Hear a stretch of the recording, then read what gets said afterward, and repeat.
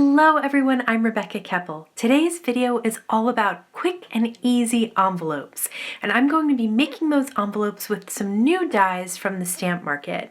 I decided to purchase these dies because I don't have an A2 envelope die, and I saw how useful these would be and how easy they would be to put together. So I actually purchased two sets of dies. I purchased the A2 envelope die, and then I also purchased the envelope liner die.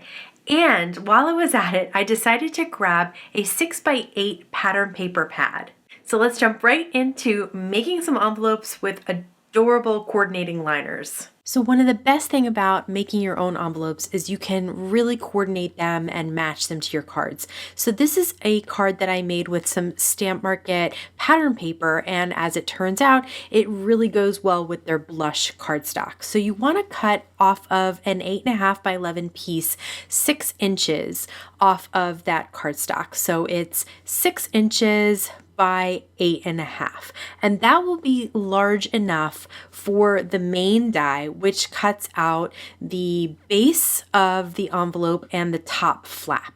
Now you have to cut the bottom flap and 2 side flaps. At this point in time, I'm not really thinking what I'm doing, and so I only cut 1 side flap, but I'll cut it again later in the video. So I'm going to use the other piece of the cardstock that we had cut off, and I'm going to put that through my Gemini Junior. So these fit really well together on this extra piece, and I guess that's why I sort of forgot about that third piece there, but like I said, we'll cut that later. So here we go. We have the bottom flap and one of the side flaps cut out. They also have score lines on them, so I'll show you how to score everything and put it together. But first, I'm going to pick one of the basic stripes pieces of pattern paper for the liner. So this is the great thing about the Stamp Market, is that they have inks, cardstocks, and pattern paper and enamel dots, and they all coordinate really well.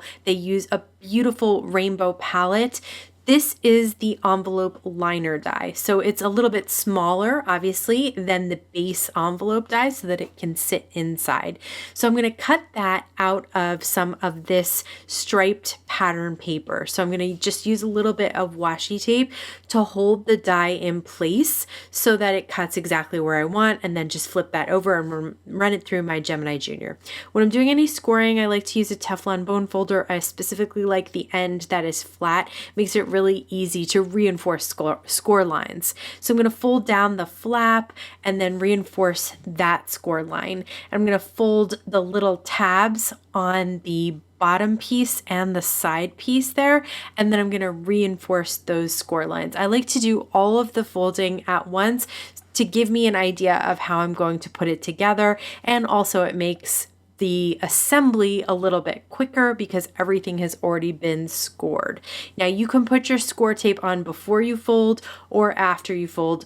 I like to do a fold at least to get the whole score line going, and then if I do need to straighten it out, that's fine, but at least I really have it ready to go so that once I have the score tape on it, I can just really put it together quickly. Now for the envelope liner, it also has a score line just like it would at the top of the envelope, and you can see how that would fit in there absolutely perfectly. So I made a little mistake here. I put the liner in first. You put the liner in last, but I wasn't thinking, and I was like, oh, it lines up perfectly and I just want to get it in there. And so I put Memory Runner XL, which is tape runner, behind the liner, and then put it inside the base of the envelope. Now, this is actually not a very big deal at all. It's just not technically how you put the envelope together.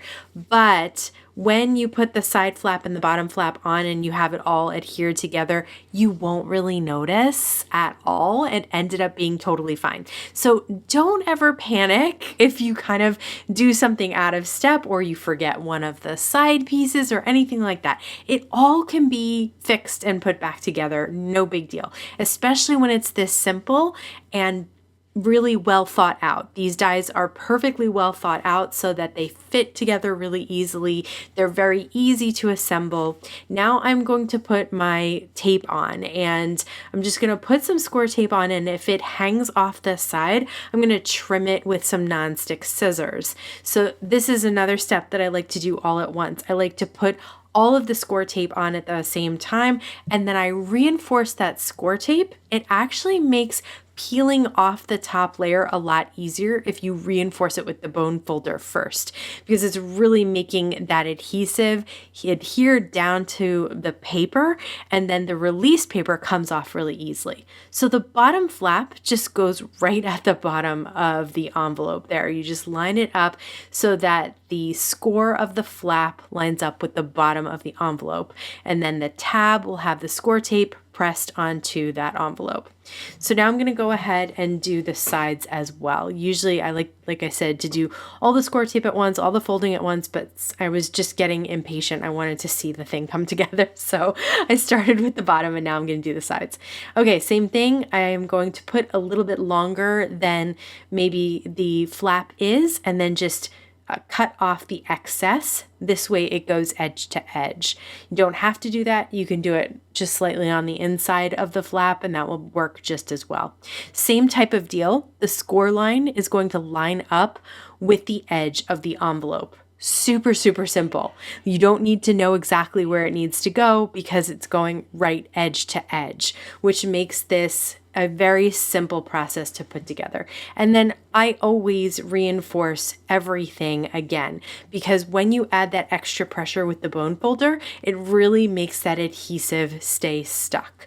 So now this is where I wasn't sure if you were supposed to put the score tape on the top of the bottom flap or on the sides. And I think it works best like I'm doing it here. I try it another way in a later envelope that I'll show you real quickly, but I think this works best. So the only thing is, I don't think you want it to go all the way to the top there, because the way that it folds together, you might not touch paper to paper, but here it looks like it really does. So maybe I'm just crazy, but basically, if you have some adhesive that is hanging out or doesn't get covered up by paper, I really recommend having one of these, which is a glue eraser. It's made by Therm, and it's basically you just rub it against any glue that is sticking out or hanging out, and it will roll that adhesive up into a little ball, and then you can just throw it away. So you can see that my card fits in there perfectly. Even with all that extra dimension, you have tons of room, and I love that liner. And I love how everything is all matchy-matchy and super cute. Like, you get the stripes in the same color, and just so much fun. Okay, I did want to show you that if you have a larger platform die cut machine, you can make the smaller platform, the 6-inch platform, work. But if you have a larger platform die cut machine, it actually is really easy. So I grabbed a Spellbinders Platinum, which is an 8.5-inch wide base that you can insert. So the platform itself is 8.5 inches wide.